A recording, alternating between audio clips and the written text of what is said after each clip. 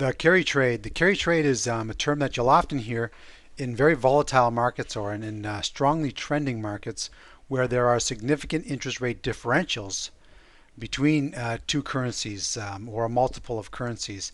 And what a carry trade is it's borrowing in a foreign country with a lower interest rate than in your home country, and you invest the funds in the domestic market. Um, so what this means effectively is this: is let's say that you live in Australia, and at the time of this presentation, the Australian overnight rate is 5.75, and in Japan it's 0.15%. Now, if you borrow in yen, so if you borrow yen and you take those yen and you have to pay an interest on borrowing those funds, and obviously the interest rate is going to be quite low, right? And if you take those monies and you invest them in a fixed income security in Australia, then there's going to be a significant interest rate differential between the two. So you'll make on borrowed monies, you're paying a low interest rate.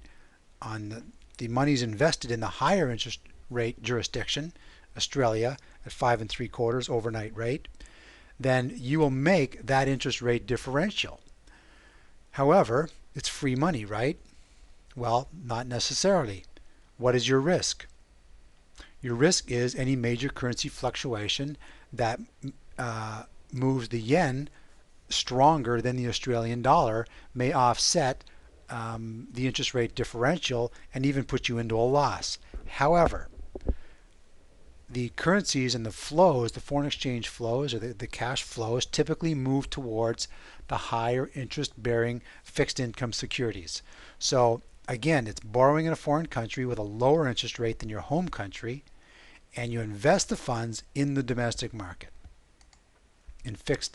typically in fixed income securities. The risk of the carry trade is any negative change in borrowed currency valuation. So if you're borrowing a low interest bearing currency, then your risk is that that currency actually increases in value against the currency in which you are investing and collecting interest. Let's have a look at what happened in, this is an example of 2005, for example. Japan, of course, had a very low interest rate, and here's what happened in this whole scenario. Japan with a very low interest rate, and what happened here literally effectively on and about January 1, this is December, okay, and then we move into January 1, like the first week in January, literally. Traders woke up and they started the new year and they effectively said this is going to be the year of increased interest rates or interest rate increases in the US or a tightening of money supply. Then what happened was speculation started to set in. So what they did was carry traders borrowed in yen. So they took yen and then they sold the yen. They sold the yen and they bought US dollars. This is a Japanese yen, US dollar based Japanese yen cross chart. And so they borrowed yen, they sold the yen. Okay, here they're selling yen. So the yen is depreciating against the US dollar, and the US dollar is rallying against the yen, and we see it rallies for the entire year.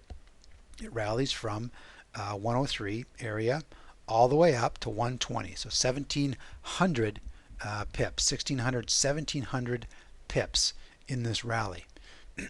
Okay, and that's what happened in 2005. It's amazing, just on the speculation of interest rate hikes. And then, of course, things started to settle down, and there started to become the threat of the slowing in the tightening because watching inflation closely, of course. But in any event, we saw this big move right here. This was a sell-off in precious metals. Some talk in Japan about perhaps raising their interest rates, and it was actually effectively in one day, it was an unwind of the carry trade. It was quite amazing how this one bank in Tokyo started to unwind the carry trade, and a very, very interesting candlestick formation that preceded the move. So That is explained here in your book, so you can review that explanation. Okay. What really matters when it comes to exchange rates? Market sentiment is the primary factor. What is market sentiment? Well, what are the components of market sentiment? Real interest rates is a primary component of market sentiment. The investment climate, and what is happening on a global level in the investment climate. What drives trading decisions? Quite effectively, price action. Price action drives my trading decisions. And you'll see, if you're in the Pro Traders Club, you will see live trading scenarios that I've produced that will help you to understand how I view price action and how I use it to determine and discern decisions that I'm going to make as I manage my trades. What drives price action? Well, these are effectively the items that drive price action. We have our economic forces. Right? All over the world we have economic forces. We have short-term data that comes out. We have long-term data that comes out. And we have just a general market sentiment driven by economic forces. We have the geopolitical environment. Are there wars that are happening? Are countries getting along? Who has budget surplus and budget deficits, and so forth. The technical outlook. So we are technical analysts, and we look largely at the technicals to help guide our trading decisions, and we watch price action through our technical outlook. It is effectively a mass of traders and investors and human psychology that are also driving price action. Emotions, fear and greed, which you all, if you don't know it already, you will come to know very, very well. And read the book, Face the Trader Within, that I've written.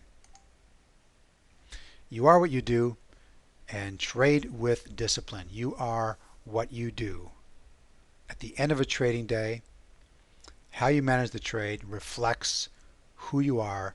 You are what you do. And if you trade with discipline, you will be profitable.